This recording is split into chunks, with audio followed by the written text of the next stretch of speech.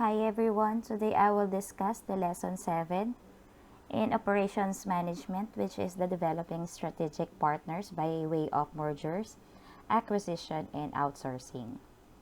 The term strategic partnership means different things to different people. We'll find a strategic partnership as a formal relationship between two or more organizations that has three features. It's intended to create value for the organization in some way, for example, by raising the revenues or lowering costs, or generating new ideas and innovation. Work done together is managed by sides to varying degrees. It's not just one party that rules. The risks and rewards of the joint venture are shared in a strategic partnership, not necessarily equally, but sides get something out of it. Mergers and acquisition is a general term used to describe the consolidation of companies or assets through various types of financial transactions, including mergers, acquisition, consolidations, tender offers, purchase of assets, and management acquisition.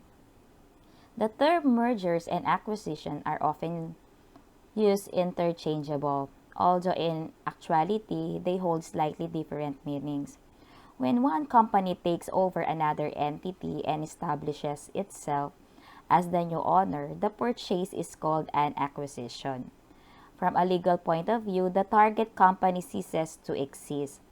The buyer absorbs the business and the buyer's stock continues to be traded, while the target company's stock ceases to trade.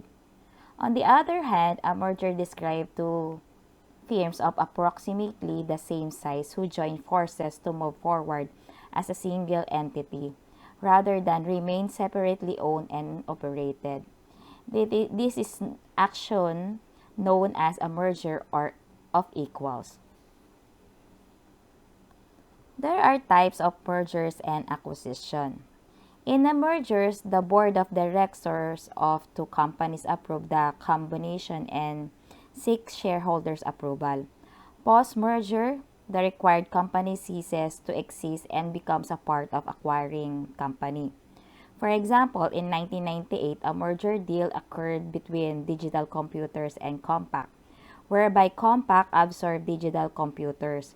Compaq later merged with Hewlett-Packard in 2002. Compaq pre-merger ticker symbol as CPQ.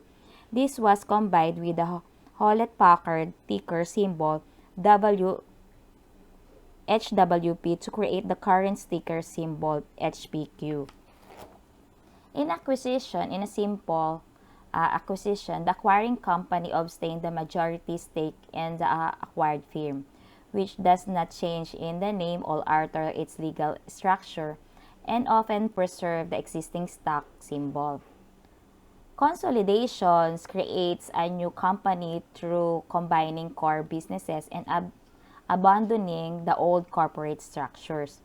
Stockholders of both companies must approve the consolidation and subsequent to the approval, receive common equity shares in a new firm.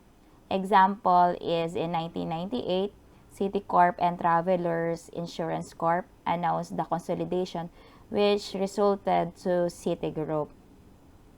In tender offers, one company offers to purchase the outstanding stock of the other firm at a specific price rather than market price. The acquiring company communicates the offer directly to the other company's stakeholders, bypassing the management and board of directors. When we say acquisition of asset, the company directly acquires the asset of another company. The company whose assets are being acquired must obtain approval from its shareholder.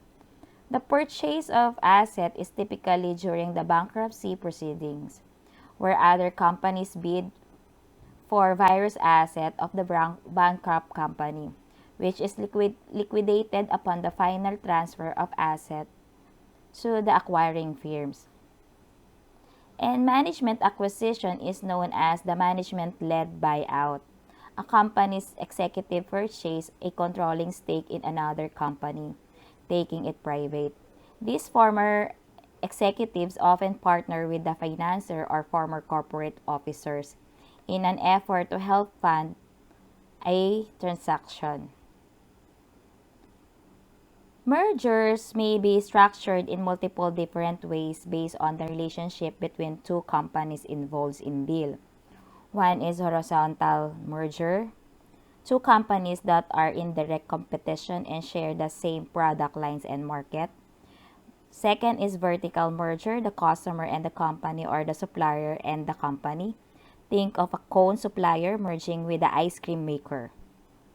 Third is generic mergers, two businesses that are served the same consumer base in different ways, such as TV manufacturer and a cable company.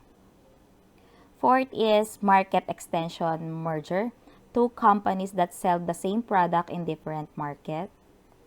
Fifth is the product extension merger, two companies selling different but related product in the same market.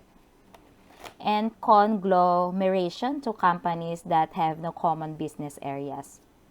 Mergers may also be distinguished by two financing methods, each with its own ramification for investors. One is purchase mergers and the other is consolidation mergers. Purchase mergers, as the name suggests, this kind of merger occurs when one company purchases another company. The purchase is made with cash or through the issue of some kind of debt instrument. Consolidation merger, a brand new company is formed and both companies are bought and combined under new entity. And last is the outsourcing, utilizing the expertise of outside freelancer consultant or of course virtual assistant on a part-time or temporary basis can help leverage your internal resources. An often overlooked advantage to outsourcing is that allows your employee to focus on projects that make use of their strength, rather than your employees donning a dozen hot projects that don't fall within your employee's area or expertise can be delegated outside the organization, allowing your workers to focus on what they do best and provide the most value of your organization.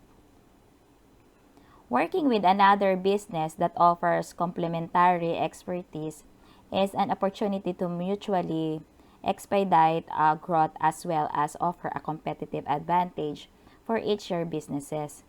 If a web designer or an attorney are working together, for example, the web designer could create a website for attorneys' law firms, and the attorney could create standard terms for the web designer work engagement. Alternatively, combine with another business whose customer targets are similar to your own and create an even more attractive offering. Another benefit of a strategic partnership is the opportunity to gain a different perspective from another business owner. Inspiration comes in many forms, and if you're solopreneur or solitary small business owner, they may only be coming from you. Partnering with others opens the doors to new paths of thinking, techniques, strategy, and tools by introducing alternative areas of expertise and offering a sounding board of your own ideas. The greatest strength of creative staffing and partnership is that they are not limited to specific type of business. The benefits can be reaped through collaborating with a wide range of businesses, include virtual assistant companies, professionals, and local businesses. Businesses flourish when they find a partner who can provide support, other complementary expertise, or share resources. There are reasons why a strategic partner is your best choice of outsourcing. Many specialty service providers know that they have much more to offer to the success of client when their role is that of a strategic partner. By entering into such partnership, companies and specialty vendors can utilize each other's strength to make both companies stronger and more profitable. One is strategic partners add value to your operation. A strategic partner doesn't use a one-size-fits-all all approach. Typically, they report to senior members of the company and individualize their service, adding value beyond the contract agreement by performing as trusted advisor. Second is strategic partner allows you to expand your operation as needed. For company executives seeking to reconcile their balance sheet with the company's long-term goals, strategic partners can provide talent and resources, giving a company personnel the time to focus on core competency critical to keeping the business profitability. And the third is strategic partners work with you is the spirit of continuous improvement. Strategic partners that are on board from the start of the project are able to learn your organization and develop production relationship with your teams.